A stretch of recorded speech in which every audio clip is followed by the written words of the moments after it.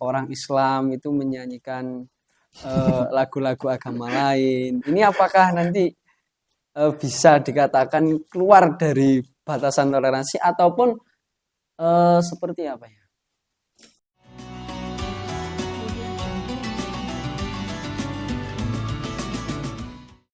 Assalamualaikum warahmatullahi wabarakatuh. Waalaikumsalam warahmatullahi wabarakatuh. Pemirsa dan sahabat santri dimanapun Anda berada, selamat malam dan semoga kabar sehat, kabar bahagia selalu ada pada diri kita semua. Pemirsa dan sahabat santri dimanapun Anda berada, kembali lagi kita di obrolan santri. Di kesempatan kali ini kita akan membahas tentang batasan-batasan toleransi dalam beragama. Jadi negara Indonesia merupakan negara yang beragam suku, beragam budaya, salah satunya juga bermacam-macam agamanya. Ada 6 agama yang diakui di negara Indonesia. Tentu kerukunan dalam beragama di Indonesia tersebut tidak lepas dari adanya toleransi. Dan sebelum beranjak lebih jauh mengenai tentang toleransi, saya sudah bersama dengan salah satu pengurus Lajnah Bahsul Masail Pondok Pesantren Tanggir. Selamat malam Bapak. Selamat malam. Mungkin bisa perkenalan dulu. Assalamualaikum warahmatullahi wabarakatuh. Waalaikumsalam warahmatullahi wabarakatuh. Bismillahirrahmanirrahim. Hamdan sholatan wa salaman amma ba'du. Pemirsa dimanapun Anda berada, perkenalkan nama saya Tiffany Ferian. Saya adalah salah satu santri dari Pondok Pesantren Raudhatul Thalibin, Tanggir Singgahan Tuban, dan juga salah satu anggota Lajnah Bahsul Masail Pondok Pesantren Tanggir. Baik Bapak, seperti tema yang tadi saya ungkapkan di awal bahwa di kesempatan kali ini kita akan membahas batasan toleransi dalam beragama. Seperti yang kita ketahui ya Pak, memang kerukunan dalam negara Indonesia ini tidak lepas dari adanya toleransi yang luar biasa di Indonesia sehingga kerukunan NKRI sampai sekarang masih terjaga. Namun akhir-akhir ini banyak Pak, banyak orang itu, banyak ungkapan-ungkapan dari seseorang, toleransi Anda kebablasan, toleransi Anda melampaui batas, toleransi Anda berlebihan. Nah, sebelum beranjak lebih jauh mengenai batasan toleransi dalam beragama, mungkin bisa dijelaskan dulu Pak mengenai definisi toleransi. Definisi. Ini ya. Jadi kita tidak bisa memungkiri kalau Indonesia itu adalah negara yang dihuni oleh masyarakat yang mempunyai beberapa keyakinan. Entah nanti ada yang Islam, ada yang Kristen, Protestan, ada Kristen Katolik. Dan lain-lain. Nah, untuk menjaga keutuhan negara kita ini itu kita juga diperlukan yang namanya toleransi. Nah, toleransi beragama itu apa kalau ditanya seperti itu? Jadi toleransi beragama itu adalah sikap kita menghormati agama ataupun keyakinan orang lain tanpa memaksakan dia harus ikut agama tertentu. Tapi jangan sampai kata-kata tersebut itu disalahartikan, itu sampai keluar batas. Karena memang dalam koridor Islam itu la ikraha fiddin, memang tidak ada paksaan untuk ikut beragama. Seperti itu.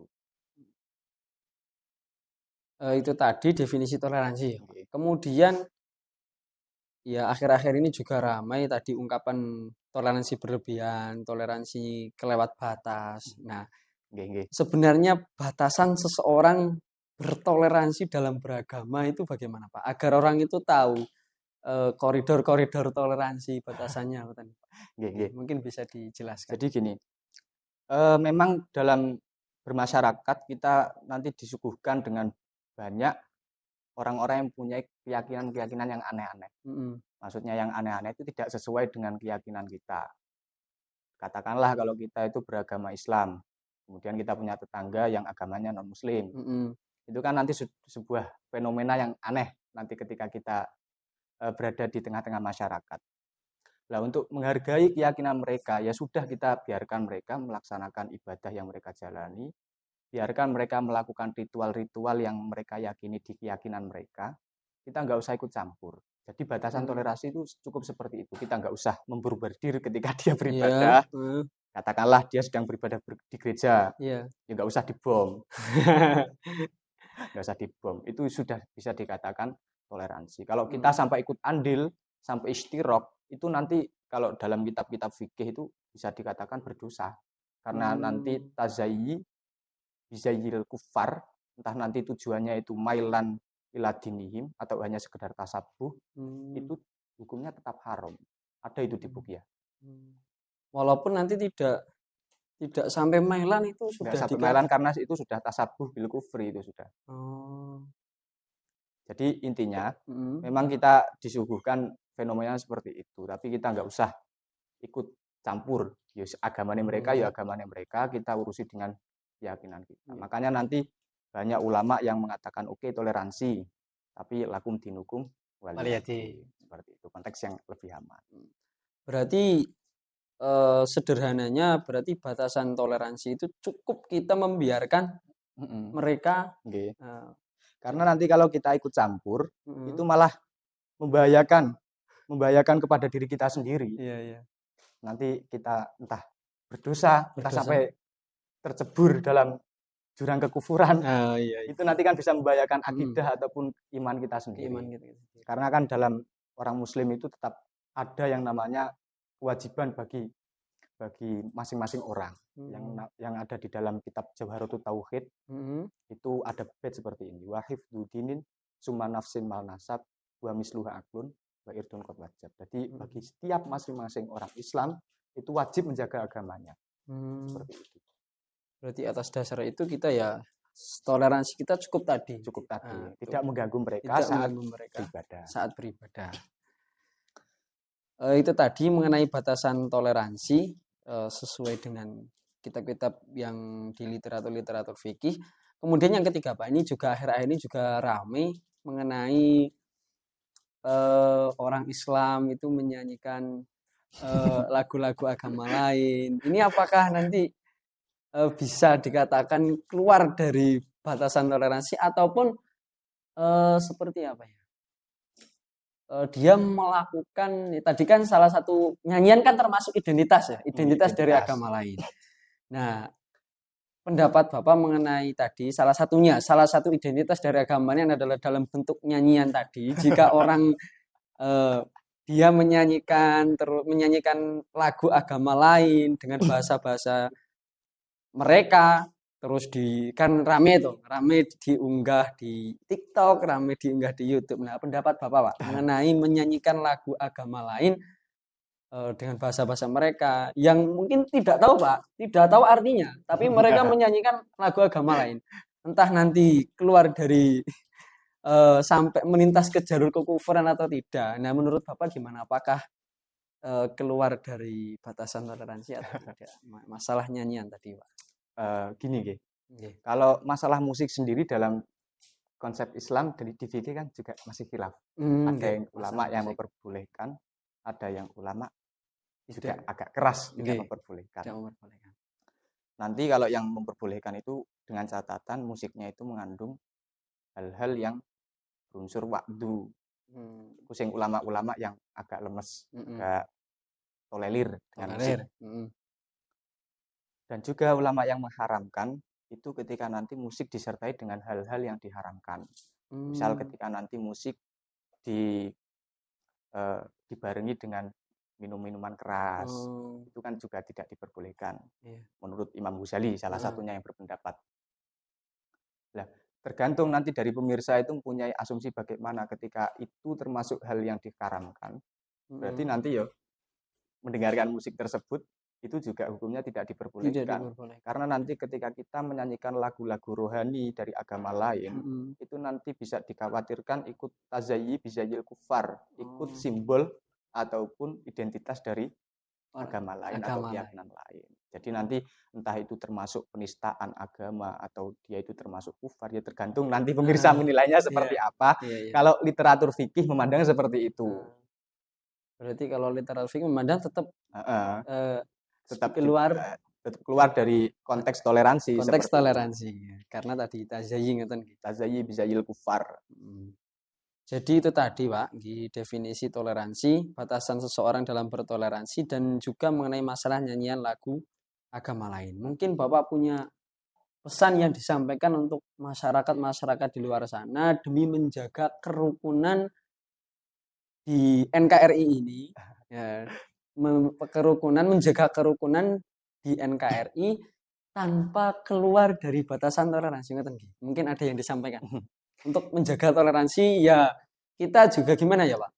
Kita ikuti koridor toleransi dalam agama kita sesuai dengan tadi qaul-qaulnya ulama, sesuai dalam kitab-kitab fikih, dan juga gimana ya, toleransinya itu ya membuahkan hasil. Jadi NKRI bisa rukun.